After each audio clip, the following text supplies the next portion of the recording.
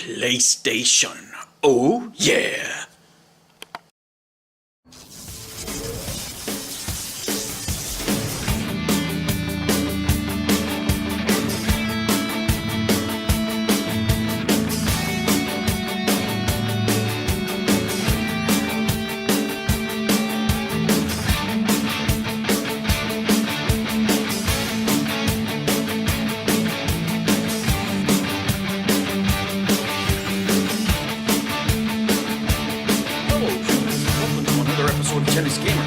Today's topic, Gamestop. They're gonna change their Game Pro membership, and you can already hear the crying out there from the professional crybabies. And let me tell you guys, I am not just a mere customer, I am a professional customer. This year, I'll tell you the type of customer I am. This year alone, I have saved over $100 off sale prices. That's right, not the, this used to be so much retail. No, just off of the sale prices, right? I've gotten that much value this year alone. That means that, on the 2 for $20, for example, I really get them 2 for $16. On the 4 for $20, I mean, it was like 4 for $16. I mean, it was some pretty good value there, guys, for a long time. But of course, the company's in trouble. They need to change things up to stay profitable. And we do want to see, GameStop, being around, right? Everybody says it's inevitable that they're going to go bye-bye. Hopefully not, we do want to have some sort of physical media outlet out there, a major one that we can all enjoy. But, the signs don't look good. But because of this, these guys, they need to turn a profit. After all, they are a business. And the pro membership, as it was, the one that I got in on, it was great, man. I got the pro membership. I was getting 20% off. Guys, I was buying games for 69 cents sometimes. Less than $2, $2.39. Made videos on this stuff, right? So there was a lot of value there. Now, yes, it's not going to be as good, right? What are they going to give you? They're planning on giving you $5 a month, basically. Not as good. $60, and you got to pay $20 to join. So the value there is really only, $40? Yeah, for a guy like me that shops a lot, right? That's looking for value, I'm not going to save as much, right? But does that mean that you're not going to be able to save it all? No, not at all. There's a couple of things here that you guys have to keep in mind in order to save money in the long term. And if you're collecting, right? If you're collecting like me and you're looking for value in what you collect, there's still some great opportunities out there for you to have, right? So here's a few tips so you guys can have, so you can still keep on saving money. And my number one tip is always communicate with the staff, right? The staff is there to help you. Yes, they try to sell you other things that you may not want, but they have knowledge of your store, especially a local store. So always let them know what you're looking for. And what could be the difference? The difference could be you finding, for example, brand new games at a used price, right? That would be one. Or they have a game that didn't sell and they turn it over to used, and they'll let you know, hey, these games are new, but they're going for sale as used because they didn't sell. Could be, for example, collector's editions, right? A lot of times they sell collector's editions for the price of regular games if they have overstock, especially in used. So those are things that they can help you with, right? They can look out for games for you. If you tell them, hey, you know what, I'm really into steel books, I'm really into, JRPGs, whatever. They just communicate, guys. That's the biggest, my biggest advice for you. That can save you a lot of money on the long run. But here's something else. When you sign up for the membership, they know that usually people sign up on the fly when they're buying a new game, and they tell them, oh, you're going to do this, you're going to get $5 off, however they want to sell them.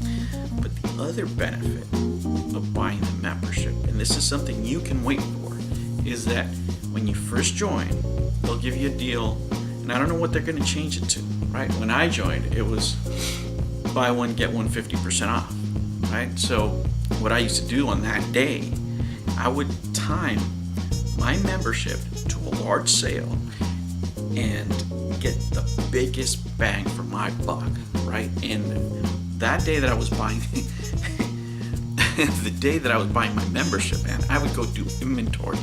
I would go through that store and I would go through every game system that they had, ask all the questions. I'd be there, I'm not kidding you guys, it'd take me there about at least an hour just to go through everything, ask all the questions.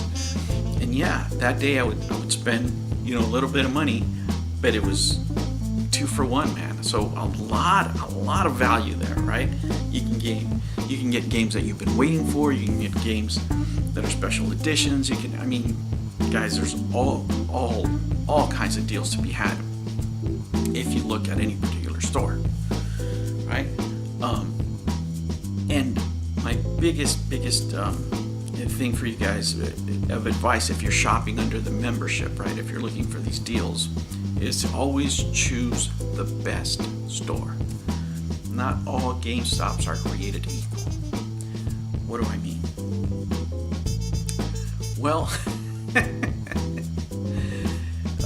every store has their different strengths, right? If you go to stores that are, filled with, for example, a neighborhood where there's a lot of kids, and you're not going to get the best pickings because they're just always going through the games. They're always going through the games. What are those stores good for? Those stores are great if you're shopping for discontinued merchandise. They're great for saving on past generations games. So for example, on an older store, you want to go shopping for the Xbox 360 and the PS3, right? Maybe now, eventually it's going to be the Vita and the Wii. But what tends to happen is kids don't want old games, so they just pile up and pile up and pile up. And not a lot of people search for those games, like I do. For example, if I'm looking for a particular game, I'll search the store, see which store has it, and I'll go to that store. Most people don't do that. So those games tend to sit at those stores for long periods of time, and you can find amazing values. A lot of games that you don't see in the wild will be at these stores, right? They just will, because nobody wants them. They just stay there stagnant. And again, you want to communicate with the employees because they will tell you what they have, right? My first thing is I go straight to the counter. I go, hey, you know what? I like steel boxes for PS3 and Xbox 360. Do you have any that are reasonably priced? And they'll tell you right away. Those are what those stores are good for. Now, if you like used games for the current systems, the place you want to go are your upper echelon neighborhoods, right? Why? Because more of them get turned in, right? You won't have as great a selection in some stores as you will in others. Now, they do different things at different stores, but for the most part, in general, okay, I'm just talking generalities here. You can look for your own stores, but this is the way I do it. This is the way I've been successful at building my collection, guys. And I want to tell you, 90% of my collection, okay, 90% of my collection, the games are under $5 that I've paid for. All right, that's the way it's been going. The 4 for $20 was great for me, right? But I would go to shops. I would buy games for $2.69. I would, if I was around a neighborhood, I would stop to a particular GameStop and look for those deals, right? Now, if you're only getting $5 that month, well, I'm not going to be doing that so much. But what can I do? I'm going to save those $5 specifically for two things, right? If they have, let's say they have a $20 limit, then I'm doing the 2 for $20, and I'm maximizing my dollars for those particular games, and try to get the best value that I can. But, if it has no limit, say the limit is $10, then I'll be buying a lot of $7.99 games with my $5 coupon and pay $3 for them. As simple as that, Or if they, if there's no limit, then I'll use the coupon for a $5 game. whatever I can do to get games under $5, that's usually my goal when I'm buying in bulk.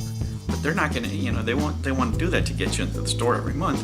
I'm doing that to hit them every time, right? Every month they have a special event.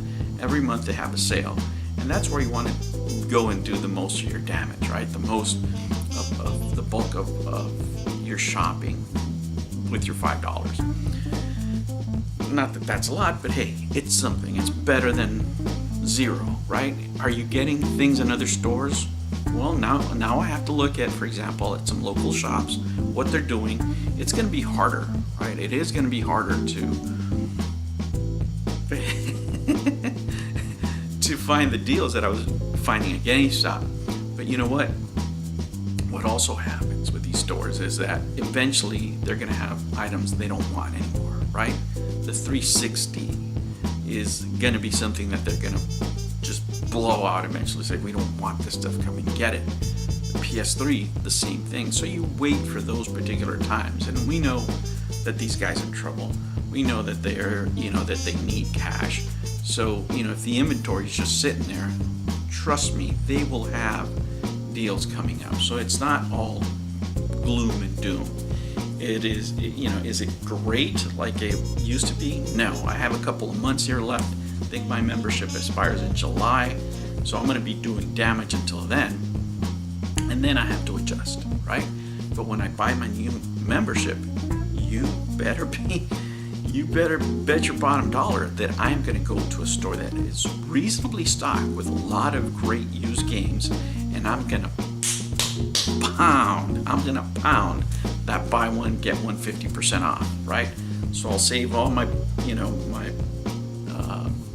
budget money for that time, and that's when I'll buy those. So those are just a few tips that I have for you to help you overcome the changes that are coming to GameStop. If you are a GameStop shopper, some of you may shop online. For me, I'll shop anywhere where I can get the best deal. I don't care really about the stores. I do find a lot of great values at GameStop. That's where I do most of my shopping. So I'm just sharing some of my tips with you, and I hope that helps you. All right, humans, that was another video for today.